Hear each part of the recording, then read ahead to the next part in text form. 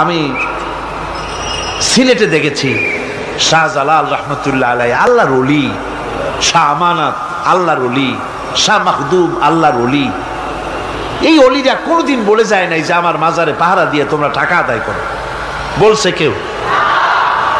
শাহজালাল রহমতুল্লাহ আলাইর mission কি ছিল আর এই পাগলেরা করে কি?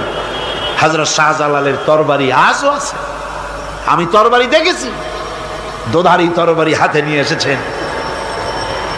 এক হাতে ছিল তরবারি আর এক হাতে ছিল আল্লাহর কোরআন। যখন সিলেটে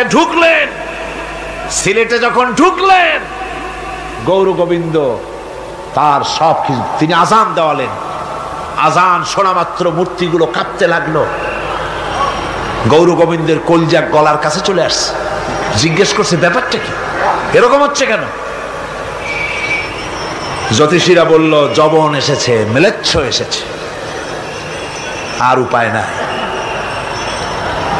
শাহজালাল রহমতুল্লাহ আলাইহে তিনি বসলেন গেটের কাছে, এবার সব পালাচ্ছে।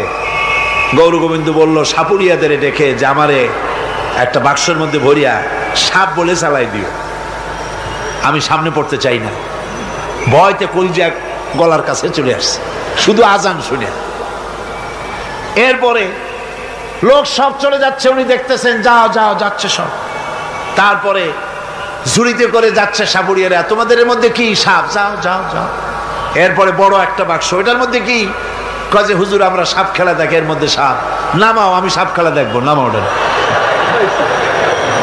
এরপরে বাক্স খুলছে, দেখে যে আসল সাপ বাইর হয়েছে। গৌর গোবিন্দ বলল যে আমার রাজত্ব ছেড়ে দিলাম, আমারে জানে বাঁচা। শাহজালাল রহমতুল্লাহ আলাইহি বললেন আমি তো মারতে আসি নাই, আমি তো হত্যাকাণ্ড করতে আসি নাই, আল্লাহর দ্বীনকে নিয়ে এসেছি। তিনি ক্ষমা করে দিলেন। সেই শাহজালাল রহমতুল্লাহ আলাইহির মাজারে লোকেরা বিভিন্ন জায়গা দিয়ে যায়, বাস ভরে ভরে যায়, যাইয়া চাদরের উপরে যাইয়া মাথা ঘা দিতে থাকে আর কাঁদতে থাকে। কতগুলো গজাল মাছ আছে, বিরাট বিরাট গজাল, গায়ে শ্যাতলা পড়ে গেছে, দেখলে মনে হয় যেন রিটায়ার্ড অফিসার, এরকম মোটা। ওগুলারে মুড়ি খাওয়ায়, কলজা খাওয়ায়। একটা কুয়া আছে, পানি এত ফসা, কয় যে এইটার আর এক মুখ হলো জমজমের সাথে মিশানো। নাউজুবিল্লাহ। হায় রে মানুষ, মুসলমানের আকীদা হয় এত খারাপ, আকীদা বদতর হয়ে গিয়েছে। এগুলি ধর্মের নামের ব্যবসা, এগুলি জোরে বলেন কি? এই ব্যবসা বন্ধ করতে হবে, এই ব্যবসা বন্ধ করতে হবে। এরা ধর্মের নামের লুটেরা, চাদর দিয়ে, আগরবাতি দিয়ে, মোমবাতি দিয়ে, সেজদা দিয়ে মুশরিক হয়ে যাচ্ছে, ইসলাম থেকে খারিজ হয়ে যাচ্ছে। আমার কাছে রিপোর্ট এসেছে প্রচন্ড ভিড়ে মানুষের কষ্ট হচ্ছে, তো কি করা যাবে? আমি বললাম ভিড়, আর আপনারা যদি ভিড় দেখতে চান তাহলে তো সব লোক দাঁড়ায় যাবে, আপনাদের তো দেখার দরকার নেই। একটু চেপে চেপে বসেন আর জোরে সোরে জিকির করেন লা ইলাহা ইল্লাল্লাহ, লা ইলাহা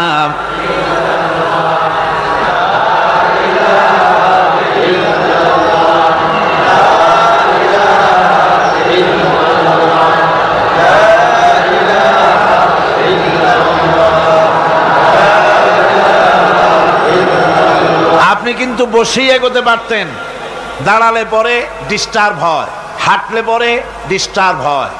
নিজের কপালটারে খারাপ করেন না, এত সুন্দর আল্লাহর কথা শোনা থেকে নিজেকে মাহরুম করতে চেষ্টা করেন না। নিজেও শোনেন, অপরকেও শুনতে দেন। বসেন, মাজা ব্যথা করবে না, আল্লাহ মাজা ব্যথা ভালো বানায় দেবে যত সময় বসবেন। কোন আলহামদুলিল্লাহ। আপনারা বসছেন যে জায়গাটায়, এটা বেহেশতের টুকরা। এটা কি? এরা প্যারেড ময়দান নয়। মাজালিসুল ইলম হিয়া রাউযাতুম মিন রিয়াদিল জান্নাহ। হযরত আলী বলেছেন যেখানে ইলম চর্চা হয়, কোরআন আলোচনা হয়, হাদিস আলোচনা হয়, সেটা কোনো সাধারণ জায়গা না, সেটা জান্নাতের টুকরা হয়ে যায়। জোরে বলেন সুবহানাল্লাহ। কাজী বেহেশত থেকে শয়তানের জন্য বাইর করিয়া না দেয়, সতর্ক থাকেন। শয়তান কি চায়? যে আপনি সারাক্ষণ শোনেন? কি কোন চায়? চায় না। শয়তানের খপ্পরে পড়েন না, বসেন আর শোনেন। ইমানদার যখন বিপদে জর্জরিত হতে থাকে তখন সে ভেঙে পড়ে না, তখন অন্ধকারের বিপদের অন্ধকার বিদীর্ণ করে আলোর এক প্রভা তার চোখের সামনে উদ্ভাসিত হয়ে ওঠে। সেটা কি? সেটা হলো আল্লাহ রাব্বুল আলামিনের বাণী, ফাইন্না মাআল উসরি ইউসরান ইন্না মাআল উসরি ইউসরা। আল্লাহ পাক বলেন, জেনে রাখো দুঃখ এবং কষ্টের সাথে রয়েছে সুযোগ আর সুবিধা, আর অসচ্ছলতার সাথে রয়েছে উদার সচ্ছলতা। জোরে কোন সুবহানাল্লাহ। কাজে ভয় পাওয়ার কারণ নাই, হতাশ হওয়ার কারণ নাই। মন আশায় বুক বেঁধে রাখো। গুনাহ করেছো, হতাশ হয়ো না। যুবকদের গুনাহ করা স্বাভাবিক। ইউনিভার্সিটির ছাত্র, কলেজের ছাত্র, প্রফেসর, শিক্ষক, অফিসার ঘুষ খেয়েছেন, জিনা করা হয়েছে, মদ খাওয়া হয়েছে, মিথ্যা কথা বলা হয়েছে, যাই কিছু করেন না কেন ভয় পাওয়ার কারণ নাই, নিরাশ হওয়ার কোনো দরকার নাই।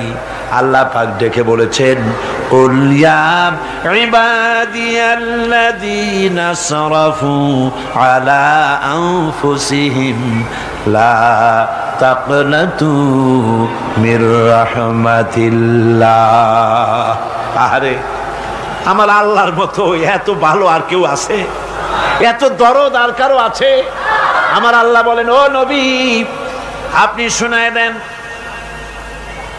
হে আল্লাহর বান্দারা, তোমরা যারা নিজেদের উপরে বাড়াবাড়ি করেছো, নিজেদের উপরে জুলুম করেছো, অত্যাচার করেছো, আমি আল্লাহর রহমত থেকে নিরাশ